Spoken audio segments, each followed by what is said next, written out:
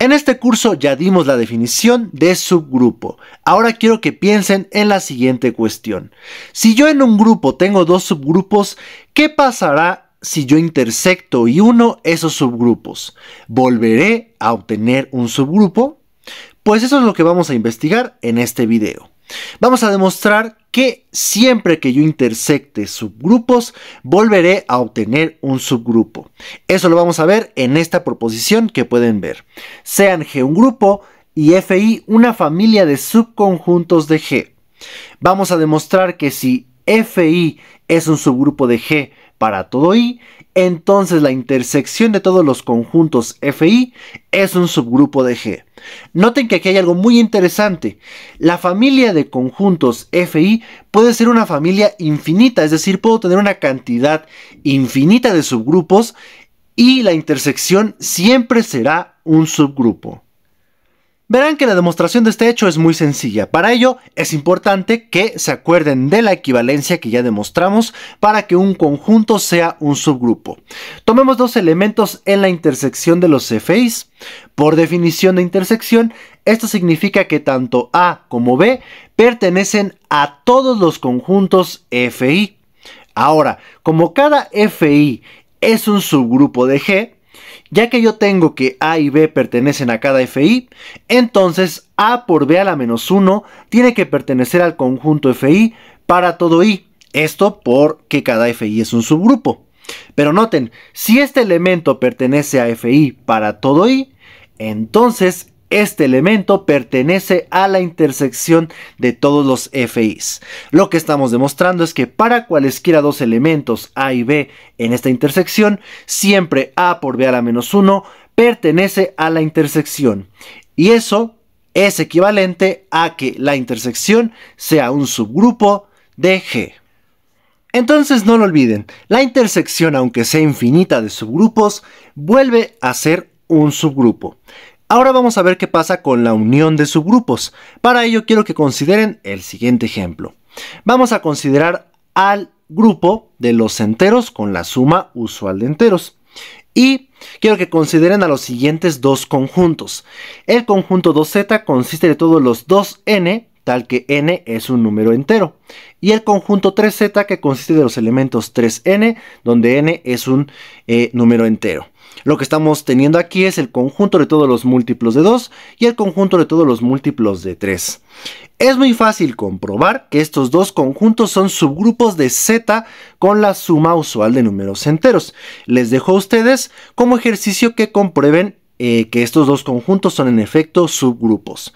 Lo que vamos a ver es que la unión de estos subgrupos ya no es un subgrupo. Pues noten lo siguiente.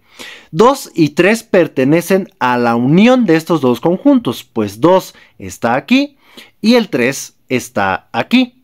Ahora noten qué pasa con la suma.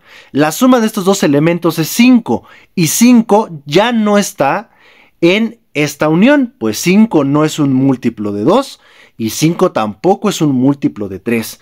Por tanto, lo que estamos viendo es que al operar dos elementos en esta unión, el resultado ya no está en la unión y por tanto este conjunto ya no es un subgrupo de los enteros con la suma usual de enteros. Así que aquí tienen un ejemplo que nos muestra que la unión de subgrupos no es en general un subgrupo. ¿De acuerdo? A comparación de lo que sucede con la intersección, la unión de subgrupos no siempre produce nuevamente un subgrupo. Ahora veamos la siguiente proposición. Sean G un grupo y F1 y F2 subgrupos de G. Vamos a demostrar que la unión de F1 con F2 es un subgrupo de G si y solo si F1 está contenido en F2 o F2 está contenido en F1. Como pueden ver, esto es un criterio para saber cuándo una unión de subgrupos vuelve a ser un subgrupo. Esto va a pasar si y solo si alguno de los subgrupos está contenido en el otro. Hagamos primero la implicación más sencilla. Supongamos que F1 está contenido en F2 o que F2 está contenido en F1.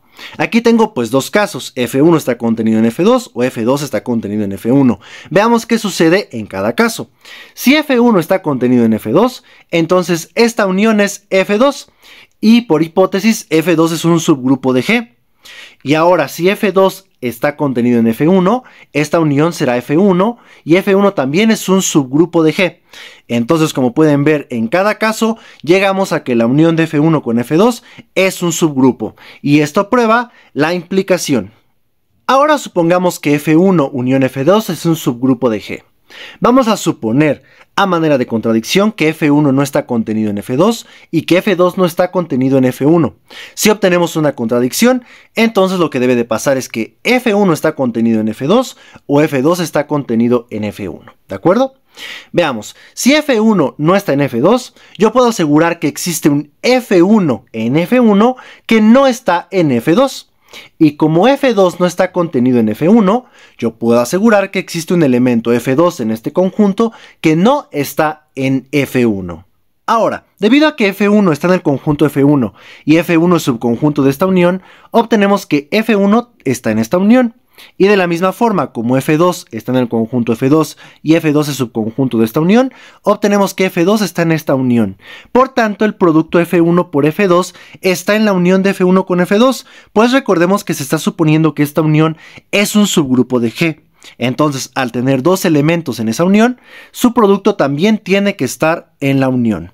Ahora, como F1 por F2 está en una unión, pues tenemos dos posibilidades. F1 por F2 está en F1 o F1 por F2 está en F2. Veamos qué sucede en cada caso.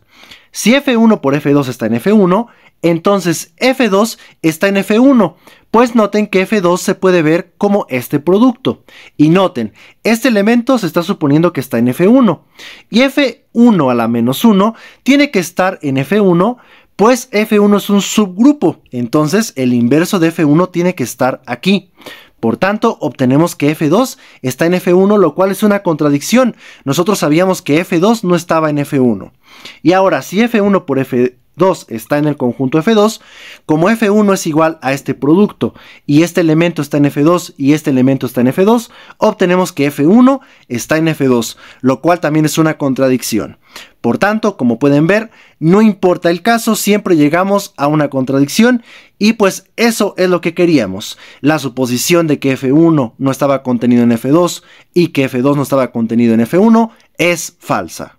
Por tanto, lo anterior prueba que si F1 unión F2 es un subgrupo de G, entonces F1 está contenido en F2 o F2 está contenido en F1 y así terminamos con la demostración.